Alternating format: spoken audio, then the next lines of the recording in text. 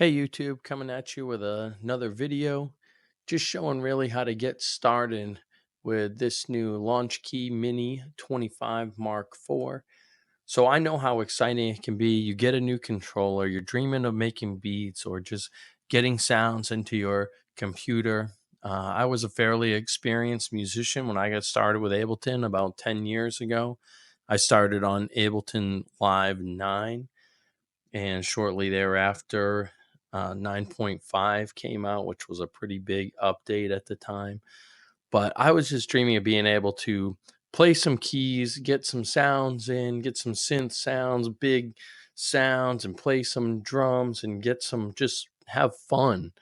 And then it turned out to be so much more complicated than what I expected. So I just really want you to be, this video is to prepare you. If you've never used Live before, you just got a controller and you're just thinking about how am I going to make beats and what do I do to get started, and you see the Novation videos, the launch key videos and launch pad videos look so exciting. And it was quite a while ago now. There was people on with launch pads doing light shows, and that just looked insane. And it was insane.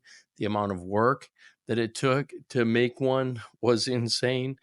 And it just took people finding out after the fact how much work it took. So this is hopefully going to take a lot of the guesswork out of it for you. So I've got an Ableton 12 Lite session. So this is exactly the program that you would get in the box. You would get a key for. So you would go to ableton.com and register your serial number. And if you do that, then you will end up getting something like this. And so your license will be there. So for this login, I have a Live 12 Lite. And so you would download that. It's not that big, 2.9 gigs, very light, actually. It's really all the packs. And when you get into standard and then suite, if you ever do, that really takes up more, gigs of data. Not gigs of data, but gigs of hard drive space. And so, you just get on, you download your Ableton. The first time you log on, it will say authorize with ableton.com. And if you're logged in on your browser, it'll just sync up and it'll authorize.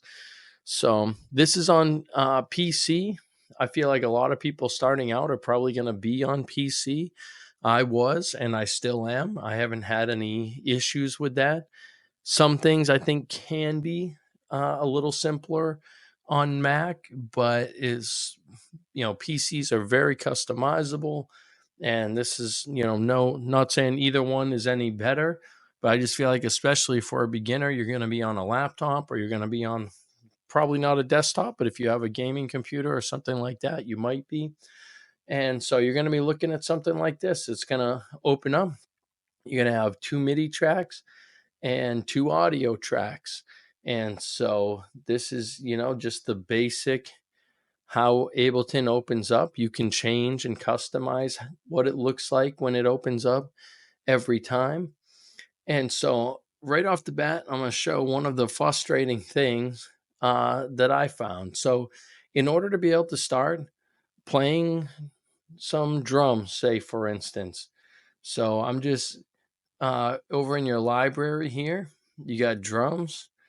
And so here's all the drums. This is the way Live 12 is set up. This is different than 11 or earlier would have been. It would have had more sub categories in the drop downs like these.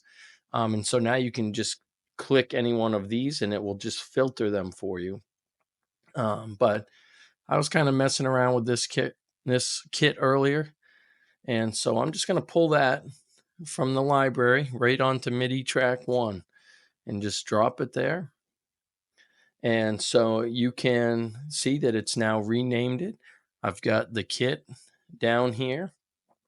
And on the launch key, this is very cool for Mark IV. There's actually a little OLED screen. And so you can actually see that says the name of the kit as well. So to be able to play drums, I'm going to go shift, and right here it says drum. I'm going to go to drum, and so there we go. Now I can start to play some drum sounds that are there. You can see in Ableton, it's corresponding, hitting these different things. So I don't know how quickly you can tell, but I'm not getting immediate feedback. I'm getting some latency. So right off the bat, this is real frustrating if you're a drummer and you want to start doing some finger drumming. It's like almost impossible for me to play this. I just have to, like, by sheer will, not listen to what's happening because it's got a fairly significant delay. So this is one of the first things that you're going to run into. So we're going to go up to options. Another thing is that you're going to need some type of audio interface. So this is what I started out with. This is about as simple as it can get. This has just USB-A. You just put that right into a USB slot on your computer. That's the Behringer UCA 202. And for inputs, it has stereo phono jack. And for outputs, it has stereo phono jacks, but is your headphones right there with a volume control, and you are able to direct monitor. And so this costs like $18 US right now. I think it used to cost 30. Now you can pretty much get a more standard interface for that price. I just looked at Sweetwater real quick, and so I just sorted USB audio interfaces by cheapest, and so here it is. This is as cheap as it gets. And if you were playing guitar, you could maybe use something like this. That would give you a guitar input and a headphone output. If you have a small mixer, you can use something like this. But I mean, for the money now, I mean, if you have $35, you get this Behringer UM2 USB, and it's even coming with complete 15 select. So, I mean, if you bought this controller for 110, 120, I can't remember exactly what it costs, and add another 35 for right around $150 US.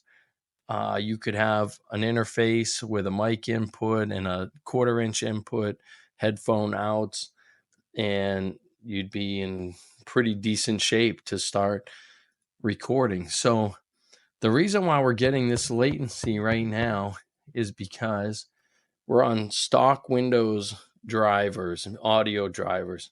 So I'm going to options, going to settings, and we're set up. Driver type is this MME DirectX, and this is kind of standard Windows drivers, and they just kind of process the sound more than we want it to. We want to get the sound. We want this MIDI input to get into the computer, play the sound, and then get it back out to our ears as quickly as possible.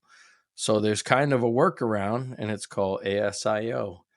And so this goes around standard Windows processing. So I'm using a Focusrite right now, but if you have something like a Focusrite or some other major brand, they probably have their own ASIO drivers, and so that's what I'm selecting here.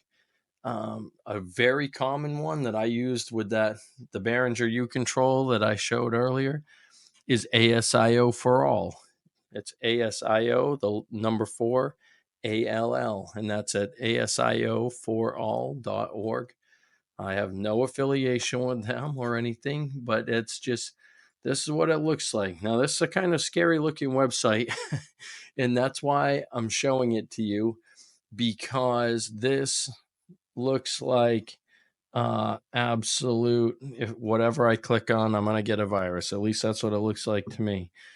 And so everything says download. Look at this. Download, start download, download. And actually this isn't even home. I was clicking around earlier. And so when all of these things, yeah, even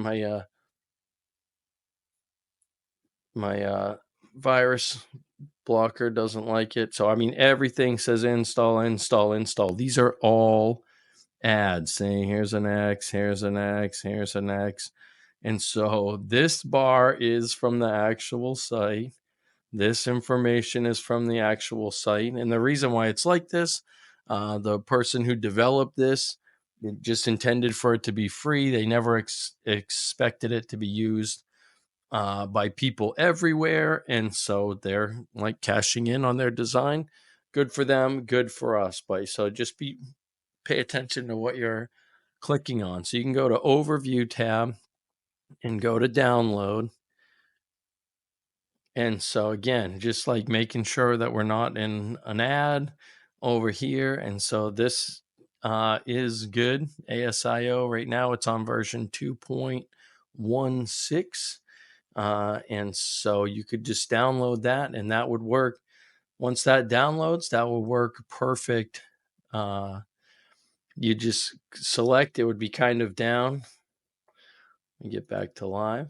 It would be down in this corner, and ASIO for all would be here and available to use. You could click on it and then just click on your interface and then it will work. So again, I'm not sure how this was coming through through YouTube, but right now, as soon as I touch these pads now, I'm immediate. I mean, it seems immediate. There's no latency that I can tell. So very cool. So now we're kind of up and running. That's some of the biggest hurdles that you're going to have to overcome is making sure that you have an interface, making sure that you know how to deal with your latency. On Windows, you're going to need that ASIO driver.